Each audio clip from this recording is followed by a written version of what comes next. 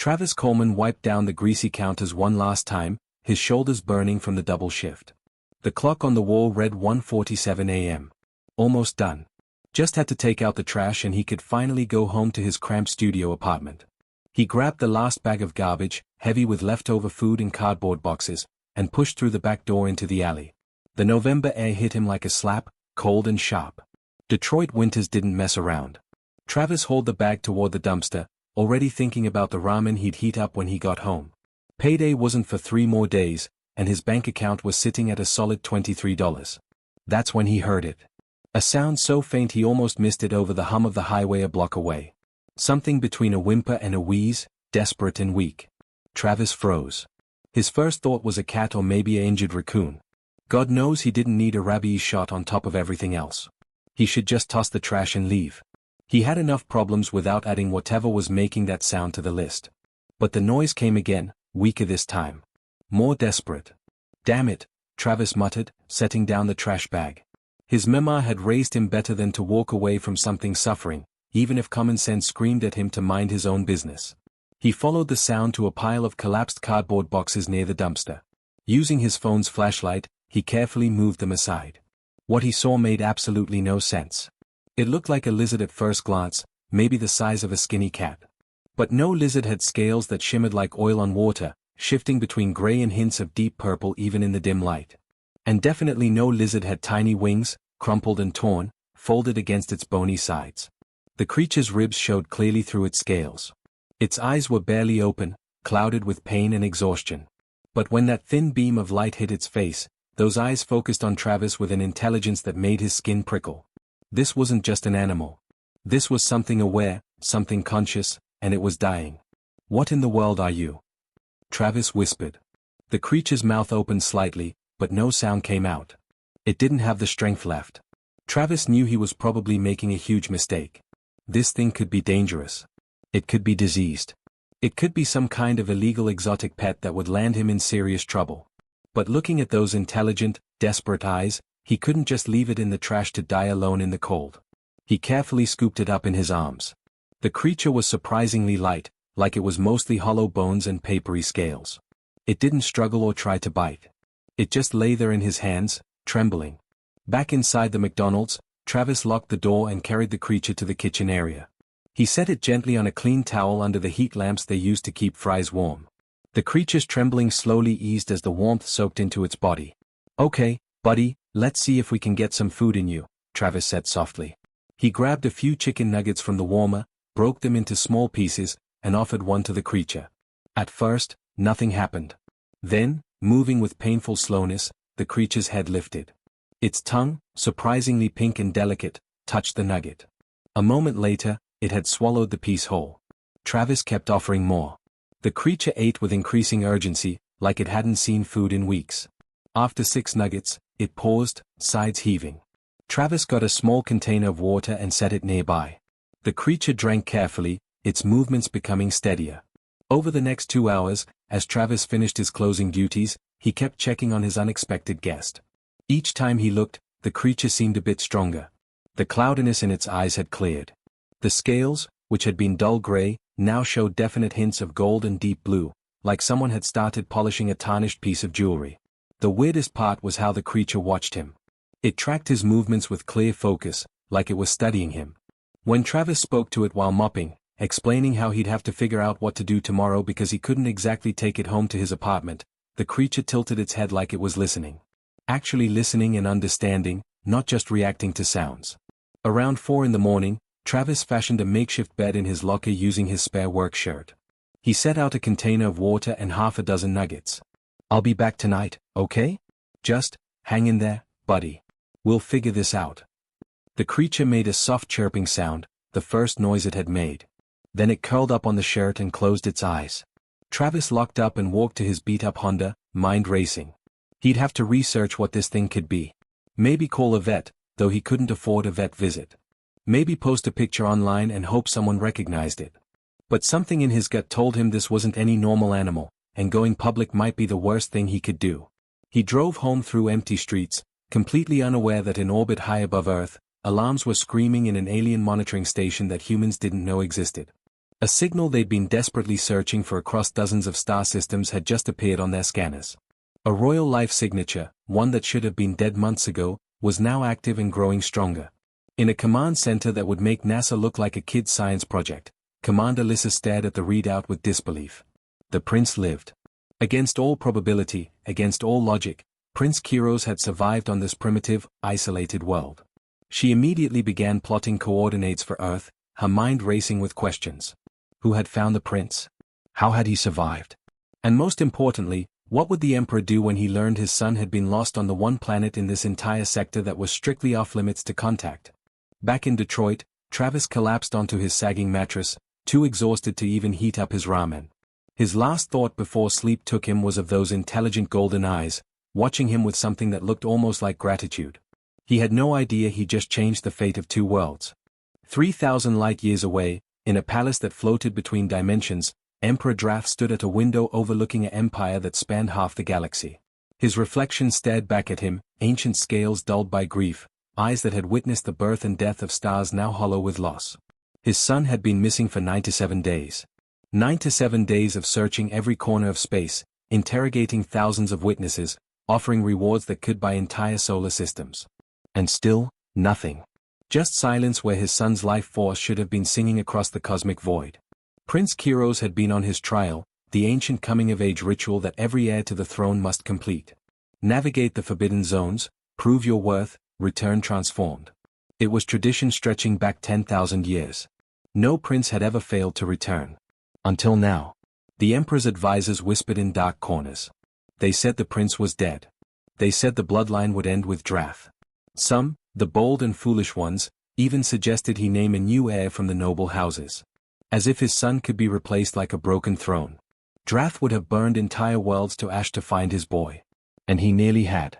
His fleets had torn through space, demanding answers from every outpost, every colony, every ship that had been anywhere near the trial route. The galaxy trembled under his rage. But Earth, that small blue planet in the Forbidden Zone, was protected by the ancient treaties.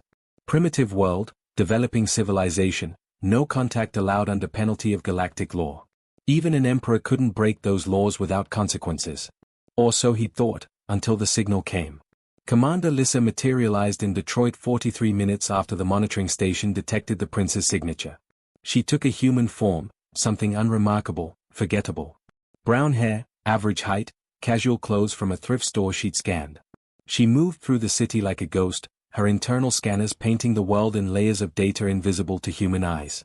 The signal was weak but unmistakable. Prince Kiros lived, but his life force was diminished, unstable. He'd been through something terrible. Lissa expected to find her prince held captive. This planet had primitive technology, yes, but humans were clever in cruel ways. Perhaps scientists had discovered him, locked him in some underground facility for study. Or maybe rival factions of the Empire had orchestrated this, hiding the prince on a protected world where the Emperor couldn't openly search. She prepared for violence. Her weapons were charged. Her combat protocols were active. She would tear through walls of steel and armies of humans if necessary to recover her prince. But the signal led her to a McDonald's. A fast food restaurant in a rundown part of the city, where the parking lot had more potholes than pavement and half the streetlights were broken. Lissa watched from across the street, confused. Her scanners showed the prince's signature inside, growing steadier by the hour. But there were no military vehicles, no armed guards, no signs of any organization that could have captured a dragon prince. Just a restaurant staffed by tired humans serving cheap food to other tired humans. She watched the day shift come and go. She watched the evening rush, families and teenagers flowing in and out. And she watched as night fell and a beat-up Honda pulled into the lot. A young human male got out, maybe mid-20s, moving with the heavy exhaustion of someone who worked too hard for too little. Her scanners identified him. Travis Coleman. Age 26. Income barely above poverty level. No criminal record. No connection to any government agency or corporation. Nobody important, nobody dangerous. He disappeared inside, and Lissa's scanners tracked him moving through the building. And there, in the back area, the prince's signature flared brighter. The two life forces were in the same room. Lissa expected confrontation. Restraints. Signs of captivity. Instead, she watched through her scanner's recreation as the human gently cleaned the prince with a damp cloth, talking softly about his day. complaining about rude customers and his car making weird noises. Speaking to the prince like a friend, completely unaware he was tending to royalty that could level cities with a thought when fully grown. The prince, still in juvenile form and weak, responded with soft chirping sounds. Content. Safe. Lissa's combat protocols shut down, replaced by complete bewilderment. Over the next several hours, she watched the human work. He mopped floors and cleaned grills and took out trash, but every 15 minutes he'd check on the prince. Bring more food. Change the water. Speak encouraging words to a creature he couldn't possibly understand. There was no facility. No conspiracy. No grand plot. Just a poor human who'd found something dying and decided to help. Lissa sent an encrypted message across the stars. The emperor received it in his throne room, surrounded by advisors arguing about succession plans. When he read Lissa's report, he went completely still. The advisors fell silent, terrified by the sudden shift in his energy. My son lives, Draft said quietly. Prepare my ship. We leave immediately. Your Majesty, the planet is protected by treaty, an advisor began. My son lives. The emperor's voice dropped to a whisper that somehow shook the palace foundations. I will not ask permission to retrieve him. I will not wait for councils to debate. We leave now, and if the Galactic Senate wishes to challenge me, they can do so after I have my son back. The fleet mobilized within minutes. The fastest dreadnought in the Empire, armed with weapons that could crack planets, launched toward Earth. Back in Detroit, Travis arrived for his shift carrying a small bag from the dollar store. He'd spent money he didn't have on actual pet supplies. A better water bowl. Some soft blankets. He still had no idea what his little friend was, his internet searches turning up nothing, but he couldn't keep using work towels and stolen food containers. Hey buddy, I'm back, Travis called softly as he entered the back room. The creature, now noticeably larger than yesterday, excitedly and scrambled toward him. Travis laughed and knelt down, letting it nuzzle against his hand. Yeah, I missed you too. Got you some upgrades. Look, a real water bowl and everything. Outside, Lissa watched and waited. The Emperor would arrive tomorrow, and she had no idea how this situation would resolve. In all her centuries of service, she'd never encountered anything like this. A prince of the Draconic Empire, one of the most powerful beings in the galaxy, saved by a minimum-wage human who couldn't even afford to feed himself properly. She sent another message to the Emperor, adding one crucial detail. The human didn't know what he'd saved. He'd helped simply because something needed help. No expectation of reward. No angle. No scheme. Just kindness, offered freely by someone who had almost nothing to give. When Emperor Drath read that message, something shifted in his ancient heart. He'd searched the galaxy expecting to find enemies, traitors, or ambitious fools trying to leverage his son for power. He'd never expected to find simple human decency. The dreadnought accelerated, tearing through space toward Earth. Tomorrow, everything would change. For Travis, for Earth, for the Empire itself. All because a tired janitor had stopped to help a dying creature in an alley, expecting nothing in return. Travis was restocking napkin dispensers when the woman walked in. Something about her immediately felt wrong, though he couldn't put his finger on why. She moved too smoothly, too purposefully, like every step was calculated. Her eyes swept the restaurant with an intensity that made his skin crawl. We're still open, but the grill's about to close, Travis called out, trying to sound normal. The woman didn't respond. She walked straight past the counter, past the dining area, heading directly toward the back rooms. Toward the supply closet where he'd been keeping his little friend. Hey, you can't go back there, Travis said, dropping the napkins and hurrying after her. She pushed open the supply closet door. Travis's heart jumped into his throat. The creature, now the size of a large dog, looked up from the nest of blankets Travis had made. Its scales gleamed gold and blue under the fluorescent lights, wings tucked against its sides. I can explain, Travis started, moving to put himself between her and the creature. Then the woman's form rippled like heat waves on asphalt. Her human disguise peeled away, revealing something that made Travis's brain struggle to process what he was seeing. She grew, expanding upward until her head nearly touched the ceiling. Crimson scales covered her body, each one looking sharp enough to cut steel. Her eyes blazed with an inner fire, and when she breathed, the air shimmered with heat. The entire building trembled. Bottles rattled on shelves. The lights flickered. Travis stumbled backward, his mind screaming that this couldn't be real. Dragons weren't real. Aliens weren't real. He was having a stroke, or this was some kind of elaborate prank, or he'd finally snapped from exhaustion. But the creature behind him chirped urgently, and Travis's protective instincts kicked in before his fear could paralyze him. He spread his arms, still standing between this dragon woman and his friend. "Don't hurt him," Travis said, his voice shaking but determined. The dragon woman stared at him like he'd grown a second head. Then, moving with impossible grace for something so large, she lowered herself to the ground. Her forehead touched the grimy tile floor in what could only be a bow. "Move aside, human," she said, her voice resonating like thunder contained in a bottle. "I mean no harm to Prince Kiros." "Prince what now?" Travis's brain was struggling to keep up. The creature, his little buddy who'd been eating McDonald's nuggets for 2 days, chirped again and moved closer to Travis's legs. Not hiding exactly, but definitely staying close. The dragon woman, still prostrated on the floor, spoke without lifting her head. "You stand before Commander Lissa of the Imperial Guard. The creature you have been harboring is Prince Kiros, only son of Emperor Drath, heir to the Draconic Empire. He has been missing for 3 months. The entire galaxy has been searching for him." Travis looked down at the creature pressed against his legs. "This is a prince? Like, actual royalty?" "The most important being in this entire sector of space," Lissa said. "My prince, are you well? Have you been harmed?" The creature made a series of chirps and small growls. Lissa's eyes widened. "You cannot speak yet? Your injuries were that severe?" She finally lifted her head, fixing Travis with a stare that made him feel like he was being x-rayed. "Human, what is your name?" "Travis. Travis Coleman." "Travis Coleman, do you understand what you have done? Do you comprehend the magnitude of finding the lost prince?" "I just found him behind the dumpster," Travis said weakly. "He was hurt and starving. I couldn't just leave him to die." Lissa stood, her massive form filling the small room. "You will be rewarded beyond your wildest imagination. Planets. Wealth.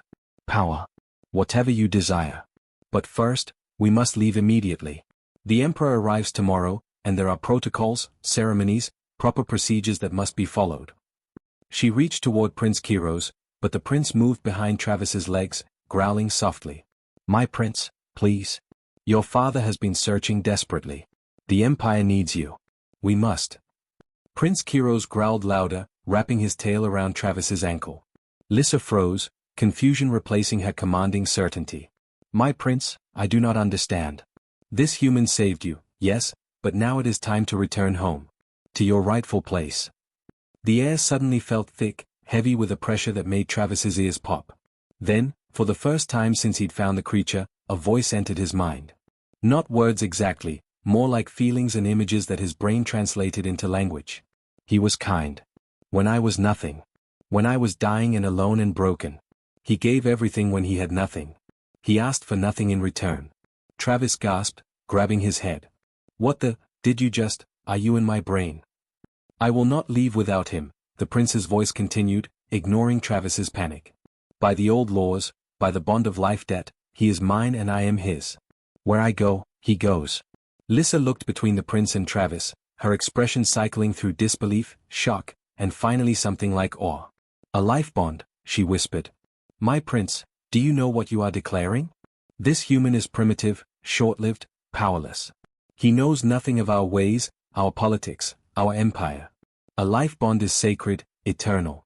It cannot be broken." "I know exactly what I am declaring," Kiros's voice resonated with surprising strength. "This human showed me what true nobility is. Not power. Not birthright. But choosing kindness when it costs everything." "Okay, time out," Travis said, his voice pitching higher. "Can someone explain what's happening in actual English? Life bond? Empire? I'm a janitor. I make $8.50 an hour. I helped a hurt animal because that's what decent people do. That's it. That's all I did." Lissa studied him with those burning eyes. "That is precisely why the prince has chosen you. Do you understand how rare true selflessness is in the galaxy, human?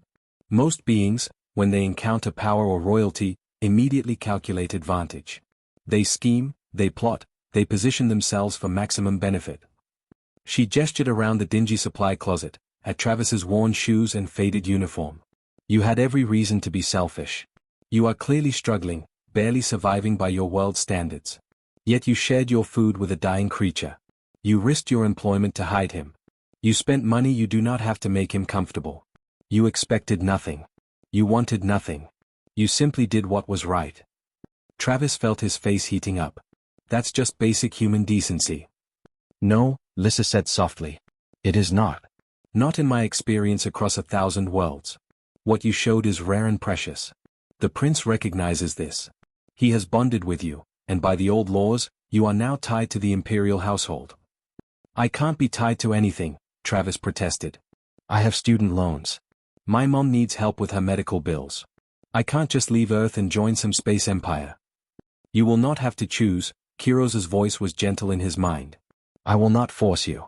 But please, stay with me when my father arrives. Let me show him what you showed me. Let me prove that strength is not just in fire and claws, but in quiet kindness offered freely.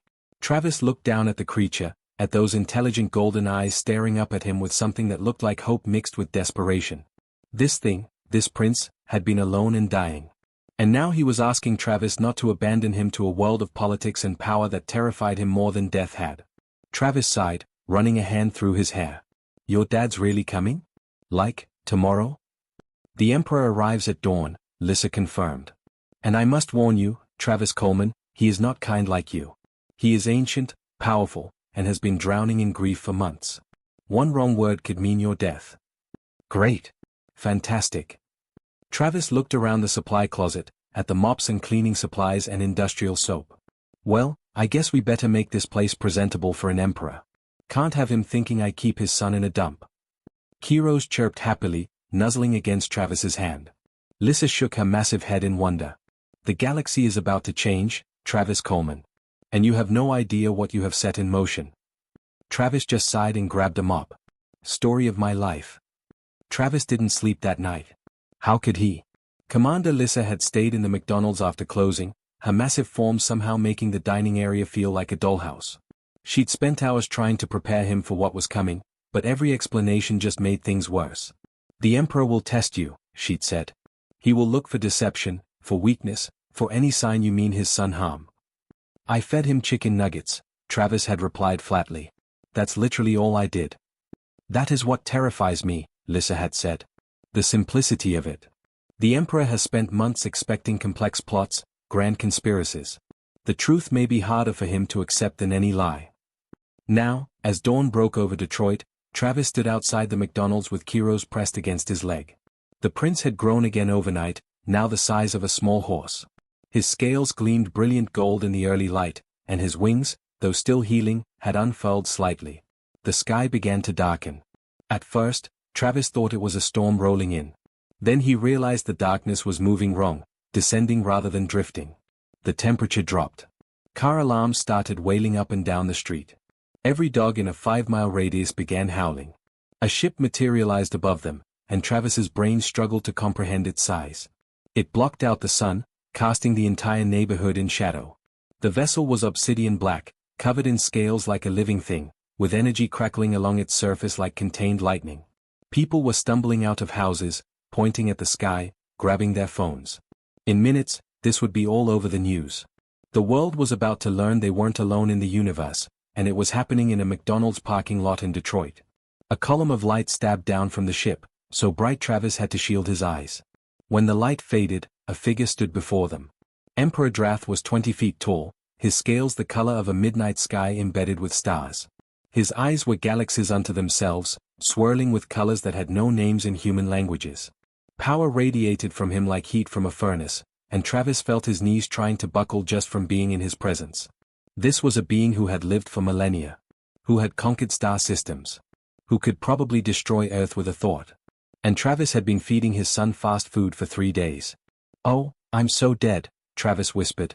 Lissa immediately dropped into a full prostration. Your Majesty, Prince Kiros lives and is well. The Emperor's gaze hadn't left his son.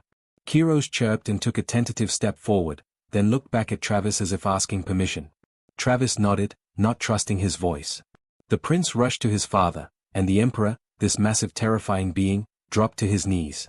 His massive claws, each one capable of rending steel, gently examined his son.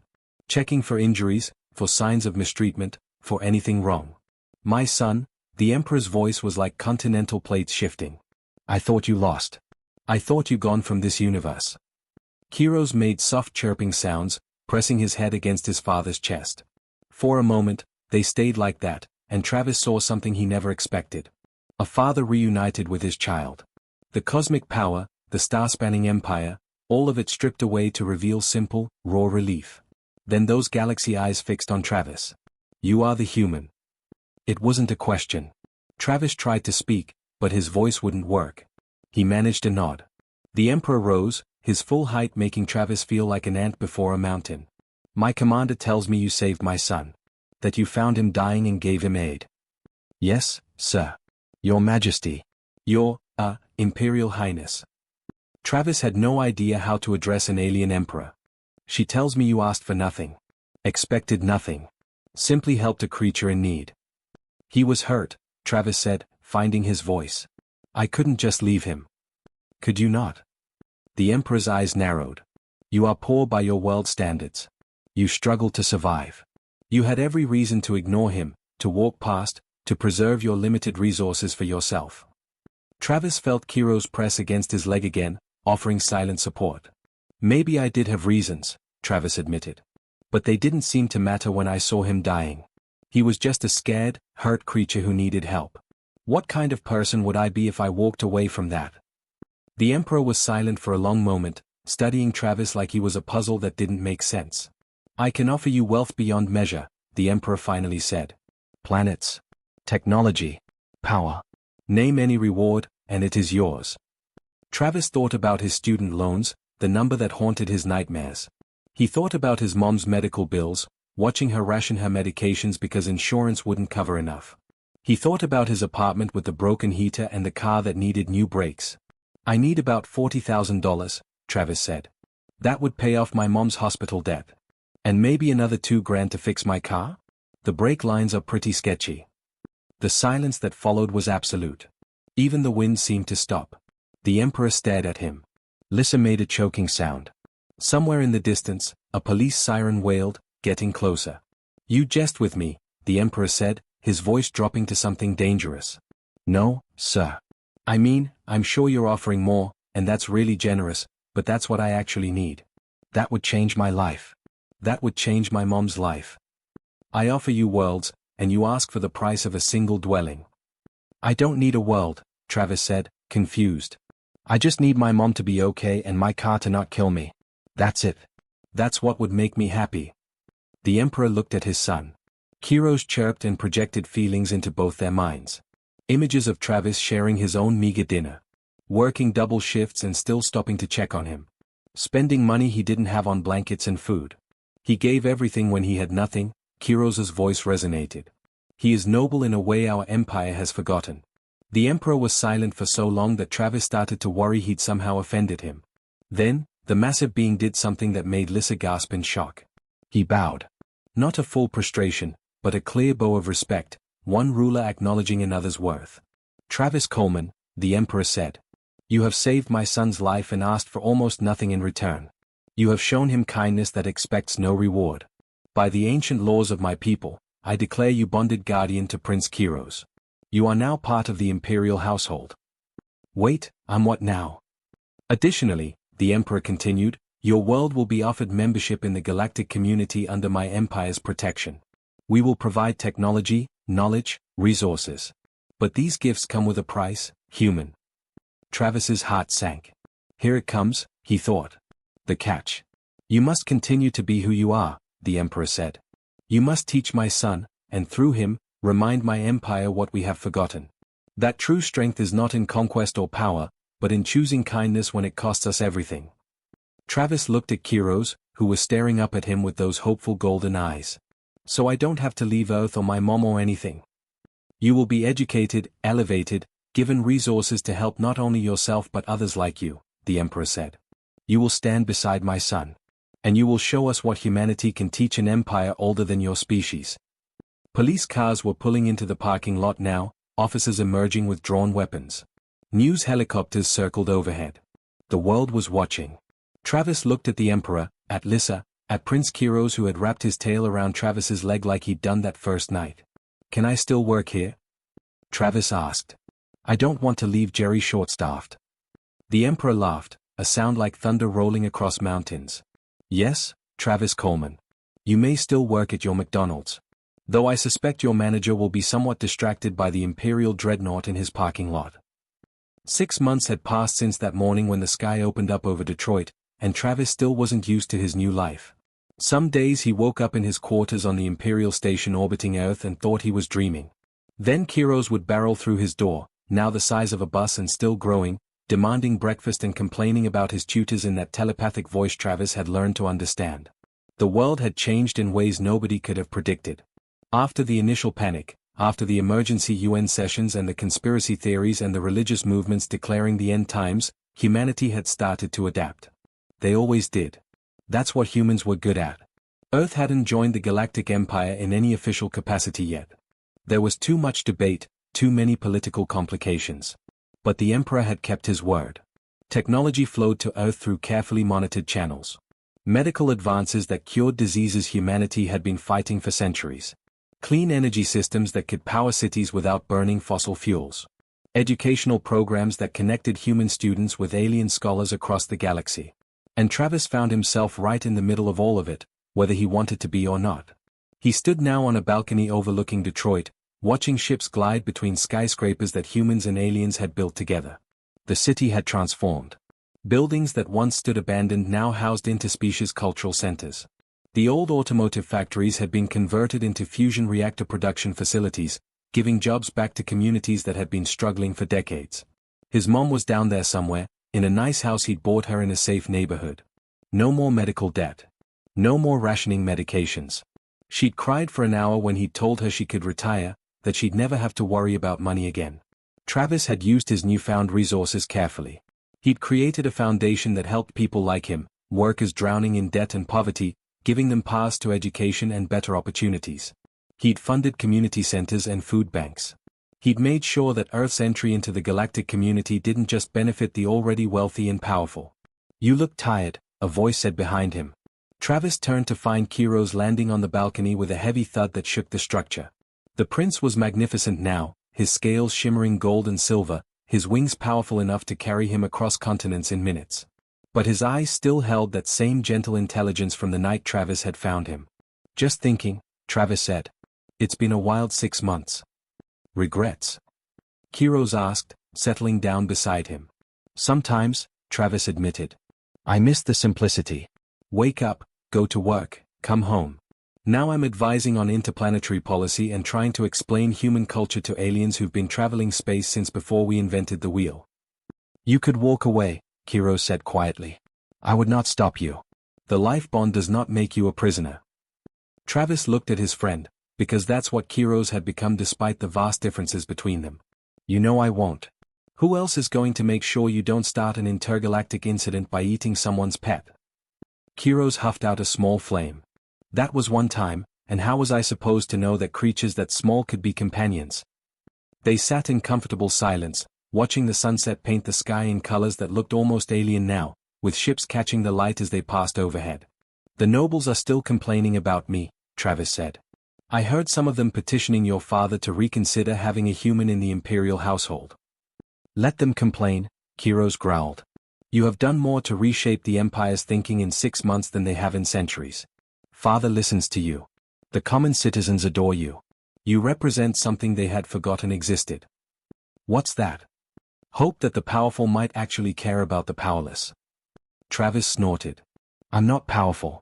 I'm just a guy who fed you some nuggets. You shared everything when you had nothing, Kiros corrected. You showed me that nobility is not about bloodlines or titles. It is about choosing to do right even when it costs you everything. That lesson has spread through the empire. Princes and nobles who once saw charity as weakness now question their own values. You changed us, Travis. A notification chimed on Travis's communication device. Another meeting with the Cultural Integration Committee. More discussions about trade agreements and technology transfers and 1,000 complicated details that made his head hurt. I really don't feel qualified for any of this, Travis muttered. That is precisely why you are qualified, Kiros said. You do not seek power. You do not angle for advantage. You simply try to help where you can. That makes you more trustworthy than any politician or noble in the galaxy. Travis pulled a crumpled paper bag from his jacket pocket. Inside were fries from the McDonald's where he still worked one shift a week, despite everyone telling him it was beneath his station. He'd refused to quit entirely. Jerry had been good to him when he'd had nothing, and loyalty mattered. Kiros's eyes lit up at the sight of the fries. Even with access to the finest cuisines from 1,000 worlds, he still loved McDonald's fries best. They shared them in silence, watching Earth transition into its new reality below them. Somewhere in the city, a human child and an alien child were probably playing together for the first time. Somewhere, a struggling family was getting help from one of Travis's foundations. Somewhere, the future was being built one small act of kindness at a time. Do you think it will work? Travis asked. Earth and the Empire together. I think it will be messy and complicated and filled with misunderstandings, Kiros said. But yes, I believe it will work. Because you taught us something essential. That difference does not mean lesser. That helping others is strength, not weakness. That the measure of a civilization is how it treats those who have nothing to offer in return. Travis thought back to that cold November night in the alley. He'd been exhausted, broke, barely surviving. He'd heard something suffering and stopped to help. That simple choice had changed everything. You know what's funny? Travis said. I thought I was saving you that night. Turns out you saved me right back. Kiros hummed in agreement. We saved each other. Is that not what bonds are for? Below them, Earth spun on, filled with 8 billion humans learning to navigate a galaxy that had suddenly opened up to them. It would be hard. There would be problems and conflicts and growing pains. But Travis had learned something important over these 6 months. Humanity's greatest strength wasn't its technology or intelligence or even its capacity for violence. It was the ability to look at something suffering, something different, something other, and choose compassion anyway. To see someone in need and help simply because it was right, not because of what you'd gain. That was the lesson Earth would teach the galaxy. Not through force or conquest, but through the quiet example of people choosing kindness when it would be easier to walk away. Come on, Travis said, standing up and stretching. I've got that meeting with the committee, and you're supposed to be studying Imperial law with your tutors. Kiros groaned dramatically. Can I not skip it? Those tutors are so boring. You're going to be emperor someday. You need to know this stuff. I will be a different kind of emperor, Kiros said. One who learned from a janitor that true power is using what you have to help those who have nothing. Travis smiled. When you put it that way, I guess feeding you nuggets that night wasn't such a small thing after all. It was everything, Kiros said simply. You gave me everything when I had nothing. Now I will spend my life ensuring the Empire remembers that lesson. That the smallest acts of kindness can change the fate of worlds. They headed inside together, a human and a dragon prince, an unlikely friendship that had bridged galaxies and reshaped civilizations. Behind them, the sun set on an Earth forever changed, lit now by the lights of ships from 1,000 worlds. And in a small apartment in Detroit, Travis's mom watched the news coverage of her son advising alien dignitaries, and she smiled. She'd always known her boy had a good heart. She just never imagined that good heart would end up changing the universe. Sometimes the greatest destinies begin with the simplest choices. A choice to stop when you're tired. A choice to help when it would be easier to walk away. A choice to share what little you have with someone who needs it more. Travis Coleman had made that choice in an alley behind a McDonald's, and the galaxy would never be the same.